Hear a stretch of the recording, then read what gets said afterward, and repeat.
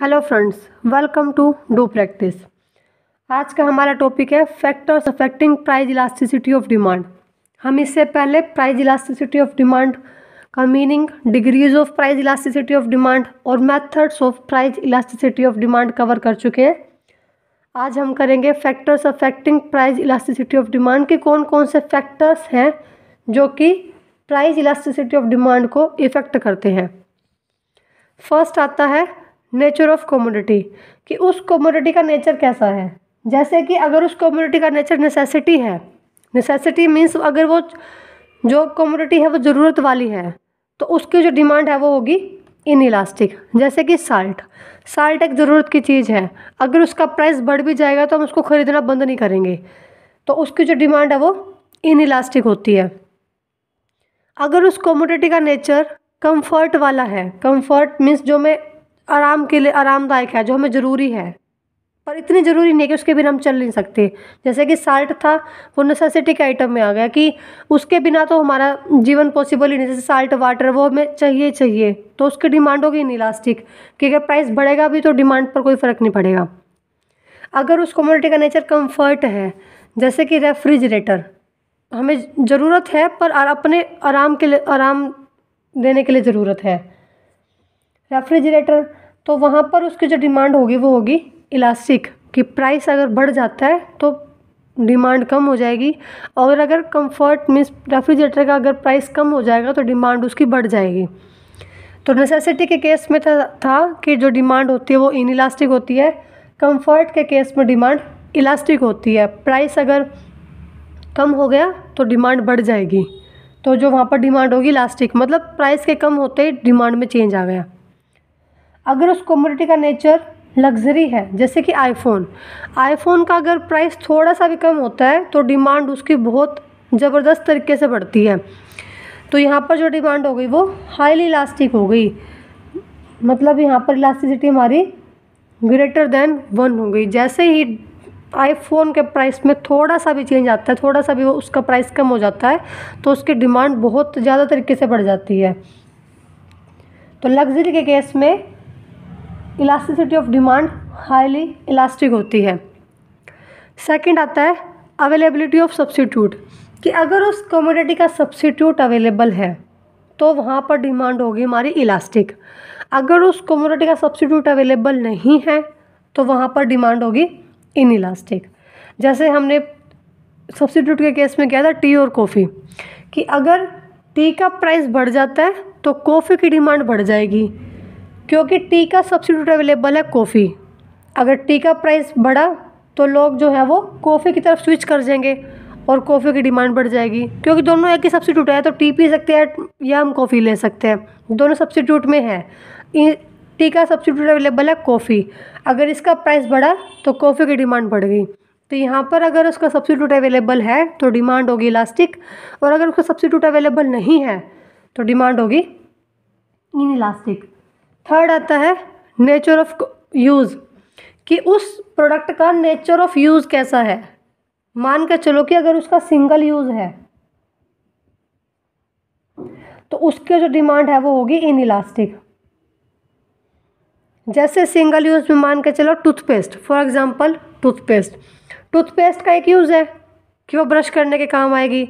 अगर उसका प्राइस बढ़ भी गया तो उसकी डिमांड पे कोई फ़र्क नहीं पड़ेगा। बट अगर उस कमोडिटी का जो यूज़ है वो मल्टीपल यूज़ है, या हम बोल सकते हैं सेवरल यूज़ है, तो उसकी जो डिमांड है वो होगी इलास्टिक। अगर उस कमोडिटी का यूज़ सिंगल है कि हम उसको एक ही यूज़ में ले सकते हैं, तो वहाँ पर डिमांड होगी इनइलास्टिक।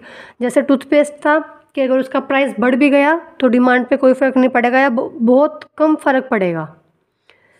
पर अगर उस कमोडिटी का, उस प्रोडक्ट का यूज़ सेवरल है, मल्टीपल यूज़ है, हम उसको एक से ज़्यादा जगह यूज़ कर सकते हैं, तो वहाँ पर डिमांड होगी इलास्टिक।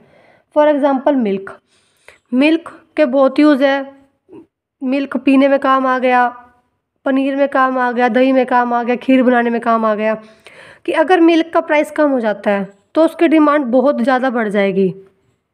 अगर मिल्क का प्राइस कम हो गया तो पहले हम उसको सिर्फ पीने के लिए यूज़ करते थे, अगर उसका प्राइस कम हो गया तो हम सोचेंगे खीर भी बना लें, दही भी जमा सकते हैं, तो उसका जो डिमांड है वो इलास्टिक हो गई। जैसे ही प्राइस कम हुआ तो डिमांड बढ़ गई। तो वहाँ पर अगर सेवरल यूज़ है तो डिमांड इलास्टिक होगी, अगर सिंगल यूज़ है तो डिमांड इनइलास्टिक होगी। नेक्स्ट आता है हैबिचुअल प्रोडक्ट या फिर हैबिचुअल गुड्स, जैसे कि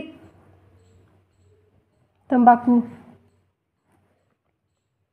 सिगरेट। जिस चीज़ की हमें आदत पड़ चुकी है उसका प्राइस कितना ही बढ़ता रहे उसकी डिमांड पे कोई फ़र्क नहीं पड़ता। हैबिचुअल गुड्स के केस में डिमांड होती है हमारी इनइलास्टिक, कि प्राइस बढ़ भी रहा है तब भी उसको खरीद रहे हैं और प्राइस कम हो रहा है तब भी हम उसको खरीद रहे हैं। हैबिचुअल गुड्स जो यूज़ करते हैं, मतलब जो तंबाकू वगैरह लेते हैं, उनका जो प्राइस अगर जब पहले 5 रुपये था तब भी उसको यूज़ करते थे, जब उसका प्राइस 5 से बढ़ के 15 हो गया तब भी उसको यूज़ करते हैं। इन केस में कभी भी डिमांड पर कोई फ़र्क नहीं पड़ता। तो इन केस हैबिचुअल गुड्स के केस में जो डिमांड हो है वो इनइलास्टिक होती है, कि अगर प्राइस बढ़ भी जाता है तो डिमांड पर कोई फ़र्क नहीं पड़ता। नेक्स्ट है टाइम पीरियड। टाइम पीरियड, अगर कोई भी चीज़ शॉर्ट रन में है तो जो उसकी डिमांड है वो होगी इनइलास्टिक। मैं आपको एग्जांपल से बताऊंगी। और अगर उसका टाइम पीरियड लॉन्ग रन में है तो डिमांड होगी इलास्टिक। जैसे कि अब पेट्रोल का प्राइस बढ़ गया, ठीक है, शॉर्ट रन के लिए मान के चलो पेट्रोल का प्राइस बढ़ गया, तो अभी उनके पास डीजल तक जाने के लिए उसी टाइम वो डीजल पे नहीं स्विच कर सकते। शॉर्ट रन के अंदर अगर पेट्रोल का प्राइस बढ़ गया फिर भी उनको पेट्रोल ही खरीदना पड़ेगा, तो वहाँ पर डिमांड होगी इनइलास्टिक, कि पेट्रोल का प्राइस बढ़ गया फिर भी डिमांड पर कोई फ़र्क नहीं पड़ा, तो वहाँ पर डिमांड हो गई हमारी इनइलास्टिक शॉर्ट रन के अंदर। पर अगर लॉन्ग रन के अंदर देखें तो पेट्रोल का प्राइस बढ़ गया तो धीरे धीरे, मतलब एक थोड़े और लंबे समय के अंदर जो पीपल्स हैं वो डीजल की तरफ स्विच हो जाएंगे, तो वहाँ पर डिमांड होगी इलास्टिक, कि अगर वहाँ पर प्राइस बढ़ता है पेट्रोल का तो जो डीजल खरीदना शुरू कर देंगे, तो वहाँ पर डिमांड हमारी इलास्टिक हो जाएगी। अगर पेट्रोल का प्राइस बढ़ता है तो पेट्रोल की डिमांड कम हो जाएगी। पर शॉर्ट रन के केस में एकदम से वो स्विच नहीं हो सकते डीजल के ऊपर, तो इस वजह से वहाँ पर डिमांड होती है इनइलास्टिक, कि पेट्रोल का प्राइस अगर बढ़ जाता है तो डिमांड पर कोई फ़र्क नहीं पड़ता। पर लॉन्ग रन के अंदर अगर पेट्रोल का प्राइस बढ़ जाता है तो डिमांड पर चेंज होगा, डिमांड कम हो जाएगी और जो लोग हैं वो डीजल को खरीदना शुरू कर देंगे। नेक्स्ट है पोस्टपोन ऑफ डिमांड। अगर किसी भी कमोडिटी का डिमांड हम पोस्टपोन कर सकते हैं, जैसे कि पोस्टपोन ऑफ डिमांड में जैसे मेडिसिन, मान के चलो मेडिसिन है, अब किसी को बुखार हो गया तो उसको मेडिसिन चाहिए, उसकी डिमांड को हम पोस्टपोन नहीं कर सकते। ऐसा नहीं है कि जो मेडिसिन हमें आज चाहिए वो हम 4 दिन बाद ले लेंगे, जो आज चाहिए उसके वो हमें आज ही चाहिए मेडिसिन, तो इसकी डिमांड को हम पोस्टपोन नहीं कर सकते। तो जिस वहाँ पर डिमांड होती है हमारी इनइलास्टिक। और जिस चीज़ की डिमांड को हम पोस्टपोन कर सकते हैं, हमें ऐसी चाहिए, ज़रूरी नहीं कि आज ही चाहिए, वो हफ्ते बाद भी ले सकते हैं या फिर हम उसको 6 महीने बाद भी ले सकते हैं, मतलब जिसकी डिमांड को हम पोस्टपोन कर सकते हैं वहाँ पर डिमांड होती है इलास्टिक। और जिसकी डिमांड को हम पोस्टपोन नहीं कर सकते, जिस चीज़ को हम पोस्टपोन नहीं कर सकते कमोडिटी को, वहाँ पर डिमांड होती है इनइलास्टिक। जैसे कि मेडिसिन में था कि जब हमें वो आज चाहिए आज ही चाहिए, अगर उसका प्राइस हमें वो ज़्यादा रेट पे मिलेगी तब भी हम उसको खरीदने के लिए तैयार हैं, तो वहाँ पर डिमांड होगी इनइलास्टिक, कि प्राइस बढ़ रहा है फिर भी हम उसको खरीदने के लिए तैयार हैं। पर अगर उसकी डिमांड को हम पोस्टपोन कर सकते हैं तो वहाँ पर डिमांड होगी इलास्टिक। जैसे कि जो एसी है मुझे आज लेना था, अगर उसका आज प्राइस 10,000 है मान के चलो, और अगर हमें वो 6 महीने बाद भी अगर मैं उसको खरीदने के लिए तैयार हूँ तो वहाँ पर डिमांड होगी इलास्टिक, कि अगर मेरे को इस बीच में कहीं पर भी सस्ता एसी, अगर मतलब कम प्राइस में एसी मिलेगा तो मैं उसको वहाँ से ख़रीद लूँगी, वहाँ पर डिमांड इलास्टिक होगा है, कि प्राइस अगर मुझे कम प्राइस पे मिलेगा तो डिमांड बढ़ जाएगी, वहाँ पर डिमांड होगी इलास्टिक। जहाँ पर डिमांड को हम पोस्टपोन कर सकते हैं और जहाँ पर हम डिमांड को पोस्टपोन नहीं कर सकते वहाँ पर डिमांड होगी हमारी इनइलास्टिक। नेक्स्ट है लेवल ऑफ इनकम, कि हमारा इनकम लेवल कैसा है। अगर हमारा इनकम लेवल हाई है, मतलब हमारे पास ज़्यादा पैसा है, हाई लेवल ऑफ इनकम है, तो डिमांड होगी इनइलास्टिक कि कोई भी चीज़ कितनी बढ़ती रहे कितनी कम होती रहे हमें कोई फ़र्क नहीं पड़ता। पर अगर हमारा level of income low level है या मिडल लेवल है तो हमारी डिमांड होगी इलास्टिक कि अगर प्राइस कम होगा तब भी हम उस चीज़ को खरीदेंगे, अगर प्राइस बढ़ जाएगा तो हम उस चीज़ को नहीं खरीदेंगे।